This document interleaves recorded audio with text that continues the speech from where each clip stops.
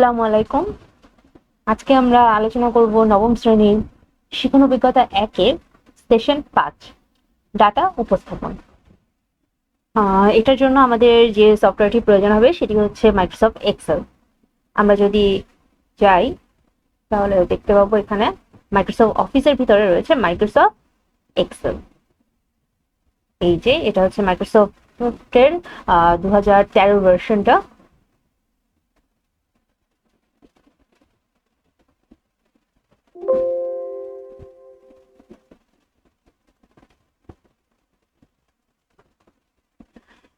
এখান থেকে আমরা হচ্ছে যে কোনো প্রকার ডাটা যেটা হচ্ছে আমাদের সংরক্ষণ করতে হবে, যেমন হতে পারে সেটা স্টুডেন্ট লিস্ট, হতে পারে সেটা অফিস এমপ্লয়ীদের লিস্ট, হতে পারে সেটা স্যালারি শিট, হতে পারে সেটা স্টুডেন্টদের রেজাল্ট শিট। সব ধরনের ডাটাগুলো আমরা খুব সহজেই এক্সেলে সংরক্ষণ করতে পারি, কারণ এক্সেলের ফরম্যাটটা একটা টেবিল ফরম্যাটে থাকে। ওয়ার্ডে যেমন একটা ব্ল্যাঙ্ক পেজ থাকে, সেখানে আমরা দেখা গেল যে বিভিন্ন ধরনের ডকুমেন্ট, রিটেন ডকুমেন্টগুলো লিখতে পারি। ঠিক একইভাবে এক্সেলে আমরা টেবিলের ফরম্যাটে যে জিনিসগুলো আসলে সংরক্ষণ করা হয় সেই জিনিসগুলো করতে পারি এবং খুব সহজেই এর ক্যালকুলেশনগুলো আমরা করতে পারি। যেমন দেখা গেল যে একটা যদি রেজাল্ট শিট হয়, সেই রেজাল্ট শিটে আমরা দেখতে পারি যে কতগুলো স্টুডেন্ট হচ্ছে পরীক্ষা দিয়েছে, কতগুলো স্টুডেন্ট সেখানে A+ পেয়েছে, বা স্টুডেন্টদের রেজাল্টগুলো আসলে কি কি ছিল, এখানে সবটা আমরা একবারেই সংরক্ষণ করে রাখতে পারি এবং ক্যালকুলেশনগুলো অটোমেটিক্যালি করে ফেলতে পারি। এখানে সেই ধরনের কিছু ফর্মুলা আমরা ইউজ করতে পারি। আজকে আমাদের যে কাজটা সেখানে হচ্ছে কি রয়েছে বলা আছে বইতে, যদি আমরা একটু দেখি তাহলে বইতে বলা হয়েছে যে আমাদের একটা জরিপ করতে হবে। এই জরিপে 4টা প্রশ্ন থাকবে। সেটা প্রথমটা হচ্ছে উত্তরদাতার নাম, দ্বিতীয় হচ্ছে গিয়ে বাসায় কোনো প্রকার কম্পিউটার বা স্মার্টফোন আছে কিনা, তৃতীয়ত হচ্ছে ইন্টারনেট লেখাপড়ায় সাহায্য করে কিনা, আর চতুর্থ প্রশ্ন হচ্ছে গিয়ে যে অ্যাজ আ গার্জিয়ান আমি আমার সন্তানকে লেখাপড়ার জন্য ইন্টারনেট ব্যবহারে উৎসাহ দিই কিনা। এই 4টা কোশ্চেন করা হবে এবং এই 4টা কোশ্চেনের উপর একটা জরিপ তৈরি করা হবে। তাহলে আমরা প্রথমে টেবিলটি তৈরি করে নিচ্ছি। এখানে আমি ছকটি তৈরি করে নিয়েছি। এখন যদি আমরা দেখি, আমি কিছু নাম ক-খ ব্যবহার করেছি এবং যদি বাসায় কম্পিউটার বা স্মার্টফোন আছে, এখানে 2টা হচ্ছে নেই নেওয়া হয়েছে এবং বাকিগুলো আছে। আবার পড়াশোনায় সাহায্য করে, এটাতেও কিছু একমত এবং একমত নই। আর হচ্ছে চতুর্থ নাম্বার যে কোশ্চেনটা ছিল সেটা হচ্ছে কি আমি আমার সন্তানকে ইন্টারনেট ব্যবহারে উৎসাহ দেই, এখানেও একমত এবং একমত নই, দুইটা উত্তরই ব্যবহার করা হয়েছে। এবার নিচের অংশে যদি আমরা যে আরেকটি বক্স রয়েছে সেটা যদি খেয়াল করি, দেখতে পাচ্ছি যে মোট উত্তরদাতা 2টা উত্তর আসছে আমাদের, যেহেতু একমত আর একমত নয়। এটার ক্ষেত্রে কি কি আছে, পড়াশোনায় সাহায্য করে এবং সন্তানকে ইন্টারনেট ব্যবহারে উৎসাহ দিই। এবার যেটা যদি আমরা এটা যখন আমরা হাতে কলমে আগের দিনে যখন হাতে কলমে কাজ করা হতো তখন কি হতো, এই জিনিসটা গুণে এখানে বসিয়ে দেওয়া হতো। কিন্তু সেক্ষেত্রে হতো কি, যদি কোনো কারণে আমার ডাটার পরিমাণ বা লোক সংখ্যা বৃদ্ধি করা হতো বা একাধিক লোকজন ব্যবহার করা হতো, তখন কি হতো, তখন আমাকে নতুন করে আবার জিনিসটা তৈরি করা লাগতো বা ক্যালকুলেশনটাও আবার করা লাগতো। কিন্তু যখন আমরা এক্সেলে কাজটা করছি তখন যত সংখ্যকই লোক নেওয়া হোক না কেন, যেমন এখানে আমি 10 জন নিয়েছি, যদি এখানে 100 জন লোক হতো, আমরা শুধুমাত্র কয়েক সেকেন্ড বলতে পারি যে শুধুমাত্র ফর্মুলাটা বসিয়ে দিলেই কম্পিউটার আমাকে অটো ক্যালকুলেট করে বলে দিবে যে একমত কতজন আছে এবং একমত নই কতজন আছেন। আমরা যদি একটু ফর্মুলাটা দেখি, এখানে প্রথমে আমাদের ঘরটাকে সিলেক্ট করে নিয়ে সেখানে একটা ইকুয়াল চিহ্ন, আমরা সবসময় একটা ফর্মুলা লেখার আগে ইকুয়াল চিহ্নটা ব্যবহার করব, এতে করে কম্পিউটার বুঝতে পারবে যে আমরা এখানে কোনো একটা ফর্মুলা ব্যবহার করছি। ইকুয়াল চিহ্নটা না ব্যবহার করে যদি আমরা কিছু লিখি তাহলে সরাসরি সেই লেখাটাই প্রদর্শিত হবে আমাদের স্ক্রিনে। এবার আমাদের যে ফর্মুলাটা আসবে সেটা হচ্ছে কাউন্ট ইফ, সরি আমার ফরম্যাটটা বাংলায় রয়েছে, আমি এটাকে ইংলিশে করে নিচ্ছি। ইকুয়াল, আচ্ছা একটা বিষয় রয়েছে, আমরা কিন্তু এই ছকটা যেহেতু বাংলায় তৈরি করা হয়েছে, আমি প্রথমে এর ফন্টটা চেঞ্জ করে নিয়েছিলাম। এখানে আমাদের বাংলা করার জন্য সুতরাং MJটা ইউজ করা হয়, আর আমি এটা বিজয় 52-তে লিখেছি। এছাড়া তোমরা হচ্ছে অভ্রটাও ব্যবহার করতে পারো, তবে বেশিরভাগ ক্ষেত্রে যদি দেখি আমাদের দেশে অফিস আদালতের ক্ষেত্রে বিজয়টাই ব্যবহার করা হয়ে থাকে। আমি একটু ঘরটার ফন্টটা চেঞ্জ করে নিচ্ছি, ইংলিশ করে নিচ্ছি।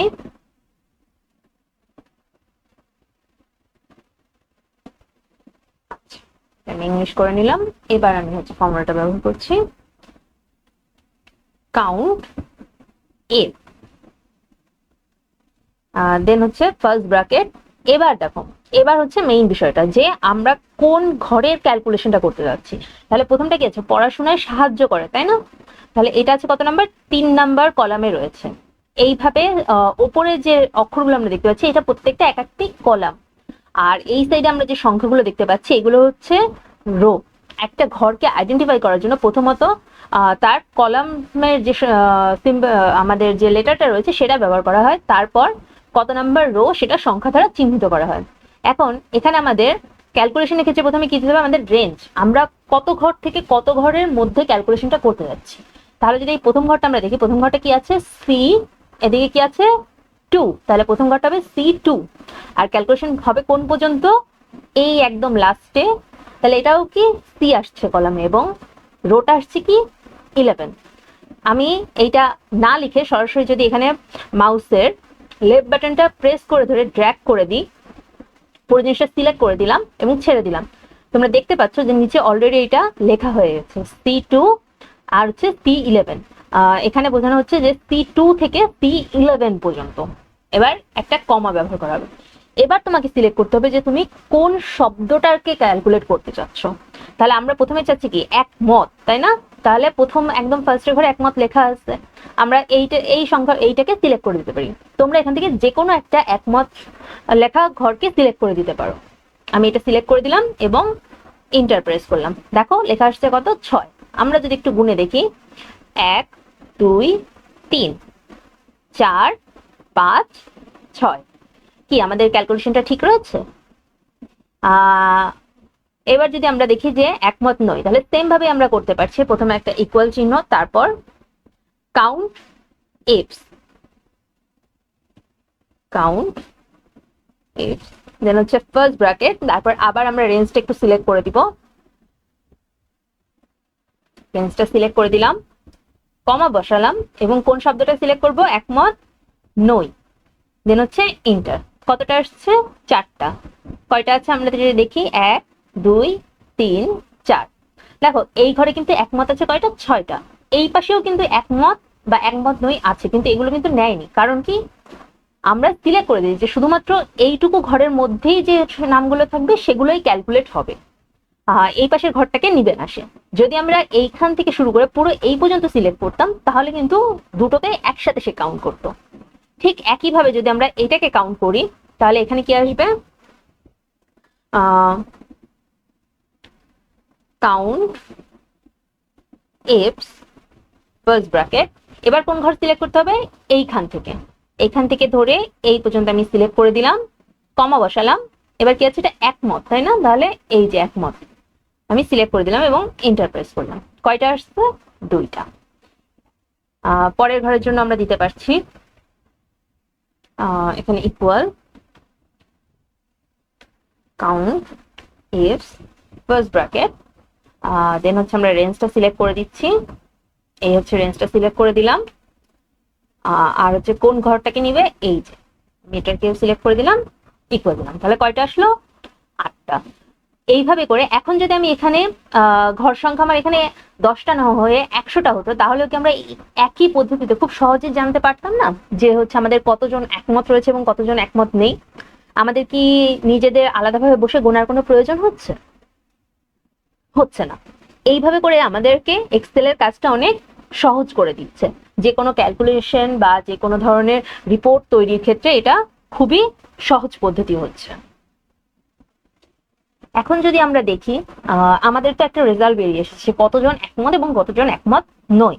সাধারণত যখন এটা বড় পরিসরে করা হয় বা অল্প পরিসরে হলেও আমরা চেষ্টা করি যে জিনিসটাকে শতকরা হিসাবে প্রকাশ করতে, যে 100% মধ্যে 90% মানুষ রাজি আছে বা 50% মানুষ হচ্ছে একমত হয়েছে, এরকম একটা শতাংশ হিসেবে প্রকাশ করি। আমরা এখানেও সেই কাজটা করতে পারছি। তাহলে এটা করার জন্য আমি হচ্ছে প্রথমে এই ছকটা রেডি করে নিচ্ছি। ঘরটা আমি রেডি করে নিয়েছি। এবার আসি শতাংশের বিষয়ে। শতাংশ বলতে কি বুঝি আমরা? 100 জনের মধ্যে কতজন। সাধারণত আমাদের যে সংখ্যাটা থাকে সেটাকে আমরা হিসাব করি যে যদি এটা 100 জনের মধ্যে হিসাব করা হতো তাহলে কতজন বলছে রাজি আছে বা কতজন হচ্ছে একমত পোষণ করেছে। ঠিক একইভাবে এখানে আমরা যদি দেখি, বলা হয়েছে কি ইন্টারনেট পড়াশোনায় সাহায্য করে, এইটা বলেছে কতজন। তাহলে এখানে আমরা যেটা করব, এখানেও একটা ফর্মুলা ইউজ করব, যেহেতু এটা অটো ক্যালকুলেট হবে। তাহলে প্রথমে ব্যবহার করব কি ইকুয়াল চিহ্ন। দেন কোন কত জনের মধ্যে আমাদের বলা হয়েছে কতজন, 10 জনের মধ্যে কতজন বলছে একমত আছে? 6 জন। তাহলে এই যে ঘরটা, এই ঘরটা আমি সিলেক্ট করে দেবো। আচ্ছা, এখানে ফর্মুলাটা আমার বাংলায় আসছে, এটা সমস্যা নয় বাংলায় আসলে, কিন্তু আমি ইংলিশে করে দিচ্ছি জিনিসটা। আমি এই ঘরটাকে একটু ইংলিশে সিলেক্ট করে নিচ্ছি।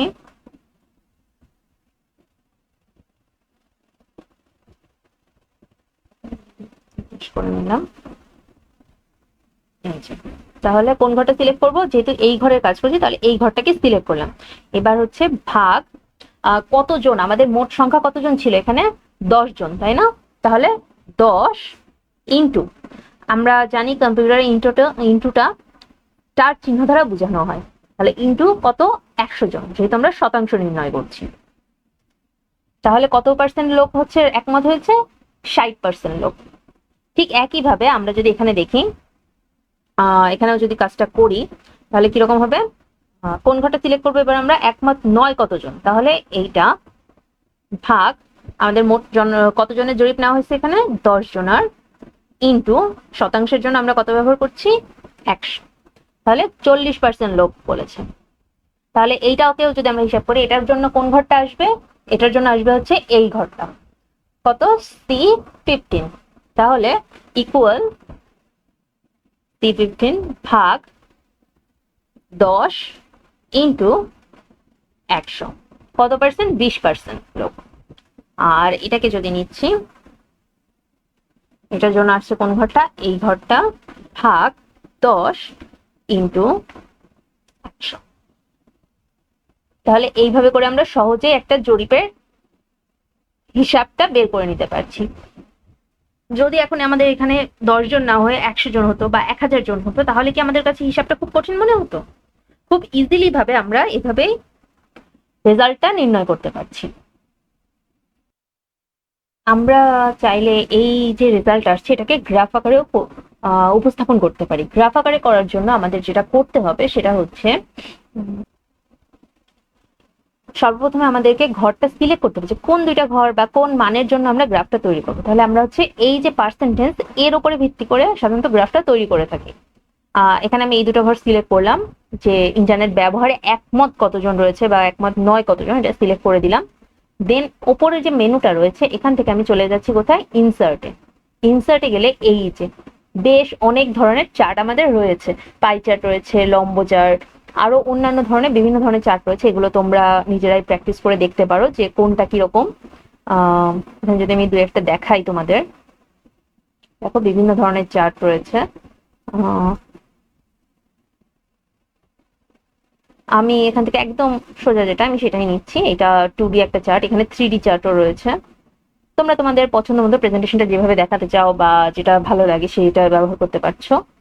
আমি এখান থেকে এই চার্টটাকে এই সাইডে একটু নিয়ে রাখছি। তাহলে এখানে কি হচ্ছে দেখো, 1 নাম্বারের জন্য কত পার্সেন্ট ছিল আমাদের? 60। এখানে 60 পর্যন্ত কিন্তু দেখাইছে। আবার 2 নাম্বার লাইনের জন্য কত পার্সেন্ট? 40। তাহলে 40 পর্যন্ত। এখানে যদি আমাদের আরো বেশি উত্তর থাকতো তাহলে কিন্তু সেগুলো আমাদের চার্ট আকারে দেখাতো। এখানে কিন্তু এই লম্ব চার্টেরও অনেকগুলো ডিজাইন রয়েছে, তোমরা দেখতে পাচ্ছ। আমি যদি দেখাই তোমাদের তো, আর এছাড়াও তোমরা চাইলে কিন্তু এই চার্টের কালার গুলোকেও চেঞ্জ করতে পারবে। যেমন আমি যদি একটু দেখাই তোমাদের সেটা, আমি এখান থেকে এই বক্সটাকে সিলেক্ট করে নিলাম, ডাবল ক্লিক করে এই বক্সটাকে সিলেক্ট করে নিলাম। এবার দেখো এখানে আছে কালার ফিল। তাহলে কালার ফিলে যে আমি বর্ডার চেঞ্জ করতে চাচ্ছি না ফিল আপের কালারটা চেঞ্জ করতে চাচ্ছি সেটা সিলেক্ট করতে পারছি। আমি ফিলটা দিলাম। এখান থেকে দেখো এই যে কালার, এখান থেকে এই যে অনেক কালার রয়েছে, তোমরা তোমাদের পছন্দ মতো যে কোনো কালারটা দিতে পারছো। আমি যদি এখান থেকে দিয়ে আর একটা কালারে নিয়ে যাই, এই যে এছাড়াও দেখা গেল যে তোমার না এখান থেকে কালার তুমি দিবা না, তুমি আরো কালার চাচ্ছ, এখানে মোর কালার একটা অপশন রয়েছে। দেখো এখানে অলমোস্ট সব কালার যেগুলো আমরা আসলে দেখতে পাই বা আমরা ইউজ করে থাকি সমস্ত কালার রয়েছে, RGB কোড রয়েছে, তুমি যে কোনো ভাবে কালারটাকে ব্যবহার করতে পারছো। ট্র্যাক করে এই যে নিচের বক্সটাতে দেখা যাচ্ছে যে কি কালারটা সিলেক্ট হয়েছে, এখান থেকে যে কোনো কালার তোমরা চাইলে সিলেক্ট করে দিতে পারছো। তাহলে এটাকে আমি কেটে দিই একটু, জিনিসটাকে একটু ছোট করে নিই, কারণ আমরা আরো একটা বসাবো এখানে।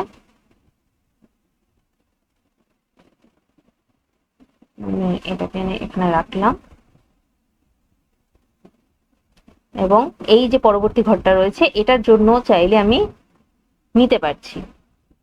এটাকে সিলেক্ট করলাম, কিভাবে যাব, ইনসার্টে চলে গেলাম, যে এই যে এখানে আমার রেকমেন্ডেড চার্ট গুলোর ভিতর থেকে এই চার্টটা সিলেক্ট করলাম।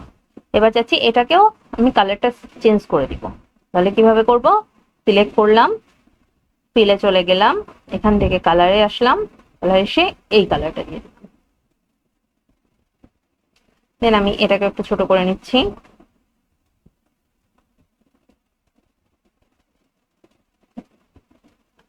ছোট করে না। এবার দেখো তোমরা এখানে চার্ট টাইটেল রয়েছে, তোমরা চাইলে এটাকেও চেঞ্জ করতে পারো। যেমন আমি এই যে লেখাটা লিখেছিলাম আমি এটাকেই কপি করে নিচ্ছি, কপি করলাম, এইটা হচ্ছে প্রথমটার জন্য, তাই তো? তাহলে এই যে লেখাটা আছে আমি এইটুককে সিলেক্ট করছি, এখানে পেস্ট করে দিলাম। আচ্ছা, এখানে ফন্টটা যেহেতু আমার বাংলা করা নেই সেহেতু আলাদা আসছে, আমি এখান থেকে বাংলা নিয়ে যাচ্ছি। একটু যদি নিচে নামি,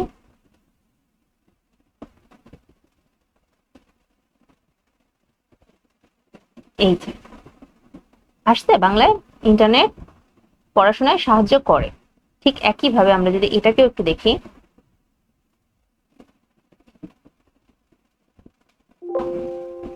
এখান থেকে এইটুকু সিলেক্ট করে নিচ্ছি এবং এখান থেকে এটাকে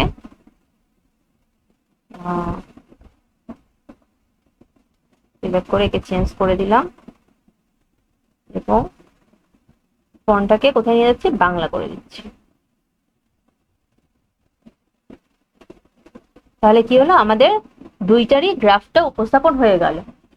তাহলে আজকে আমরা কি শিখলাম, আজকে আমরা শিখলাম যে একটা এক্সেলে কিভাবে ডাটা এন্ট্রি করতে হয় বা কিভাবে ক্যালকুলেশনটা করা যায়। এখানে দুইটা ফর্মুলা শিখছি, একটা হচ্ছে যে আমার উত্তরদাতাদের মধ্যে থেকে বের করে নিয়ে আসা যে কোন উত্তর কতজন দিয়েছেন বা কোন ডাটাটা সেম ডাটা কতগুলো রয়েছে আমাদের কাছে, আর হচ্ছে শতাংশ নির্ণয়।